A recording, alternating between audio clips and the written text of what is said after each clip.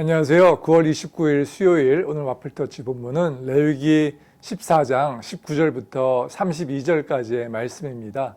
오늘 말씀은 문둥병 걸린 사람들이 어떻게 정결케 되어지는지, 또 정결케 되었을 때 어떤 법에 따라서 그가 정결함을 입을 수 있는지에 대해서 말씀이 설명을 하고 있습니다. 어제 말씀을 보면 첫 번째 이야기인데요. 첫 번째 이야기에 문둥병자가 되었던 사람이 나음을 입으면 제사장에게 가서 뭐 이렇게 산 비둘기 하나를 가지고 와서 우슬초를 해가지고 피를 뿌리고 그 산새는 날려보내고 하는 그런 이야기가 나왔거든요. 그것이 첫 번째 정결 예법이에요. 그 다음에 이 문둥병자는요 7일 동안 자기 집에 머물러 있어야 됩니다. 그리고 오늘 8일째 되는 날에 제사장에게 나와서 속건제를 드리는 내용이 말씀 가운데 나오는 것을 보게 됩니다. 여러분, 오늘 말씀 가운데 보면 저희가 지난번에 봤던 말씀과 굉장히 비슷해요. 흡사합니다. 그런데 또 특이하게 보아야 할 것은 뭐냐면 그가 먼저 번제물과 곡식을 함께 바치는 것이 원칙이지만 그가 가난하여서 그것을 바칠 형편이 못 되면 이라고 또 설명을 하십니다. 그러면서 그런 경우에는 어린 순양 한 마리와 곡식을 소제물로 바쳐라 라고 이야기하죠. 또 그 다음에 또 그런 얘기가 나와요. 22절 말씀 가운데 또 그는 힘이 미치는 대로, 그가 그것마저도 바칠 형편이 못 되거든. 그냥 힘이 미치는 대로 최선을 다하여서 말씀 가운데 보니까 산비둘기 2마리나 집비둘기 새끼 2마리를 가져다가 제사장에게 나가야 한다라고 이야기합니다. 여러분, 요즘 그 힙합을 하는 친구들이 플렉스라는 이야기를 많이 해가지고 그것이 많이 퍼지게 되었다고 해요. 그 무슨 뜻이냐면 이렇게 막 돈 같은 거 아니면 뭐 명품 같은 거 이렇게 자랑하는 게 뭐 플렉스 이렇게 이야기한다고 해요. 주님 앞에서는 그런 모습이 필요치 않다라는 겁니다. 힘이 미치는 대로 최선을 다하여서. 여러분, 2렙돈을 바친 그 과부 이야기 다 아시죠?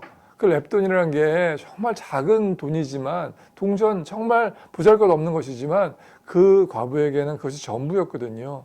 예수님이 그를 칭찬하십니다. 그렇기 때문에 우리 삶 가운데 우리가 할 수 있는 대로 힘이 미치는 대로 최선을 다해서 열심히 해야 된다라는 것이에요. 여러분, 그렇게 생각해 볼 수 있지 않겠습니까?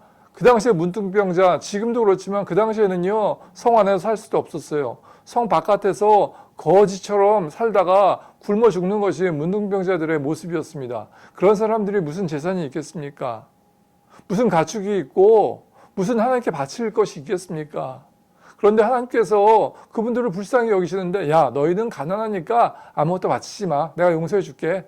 그냥 없던 걸로 하고 끝. 이렇게 하시면 되잖아요. 근데 하나님은 그렇게 하지 않으세요.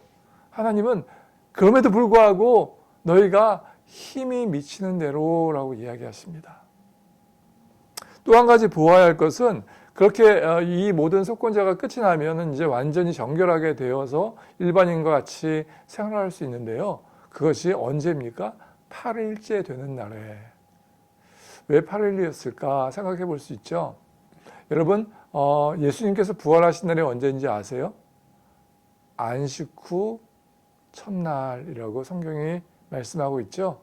그래서 우리가 안식 후 첫날, 그러니까 지금으로 따지면 일요일, 주일날 교회 가서 예배하는 이유가 예수님께서 부활하신 것을 이렇게 축하하고 마음 가운데 새기기 위해서 저희가 일요일날 교회에서 예배하는 거거든요.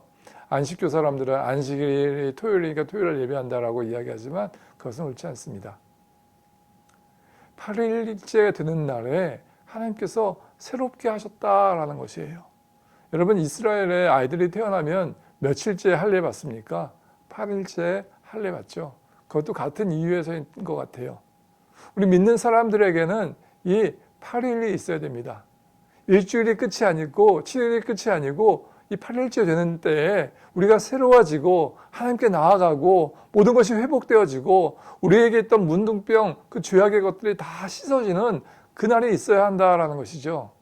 그날을 기대하고 또 매일매일 삶 가운데 체험하고 살아가는 사람이 주님께서 기뻐하는 그런 삶을 사는 사람이 아닐까라는 생각을 해보게 됩니다. 뭐 문둥병에서 낫는 것도 참 힘들고 어려운 일인데 낫고 나서 이렇게 또 저렇게 1차 정결예법, 2차 정결예법에서 꼭 그렇게 해야 되는가? 하나님께서 왜 그렇게 만드셨을까? 하나님은요, 우리 인간이 새로워지기 원하시기 때문입니다. 곰곰이 생각해 보면 우리의 모습이 여기 나와 있는 문둥병자의 모습과 같다라고 말씀하시는 것 같아요. 우리는 다 회복되어져야 됩니다. 우리는 매일매일 삶 가운데 이 8일째 되는 날에 다시 예수님을 만나고 다시 예수님을 체험하고 다시 일어나야 합니다. 힘이 미치는 대로 최선을 다해서 하나님께 바치시고 헌신하시고 하나님을 만나실 수 있는 저와 여러분 되어주시길 간절히 원합니다. 감사합니다.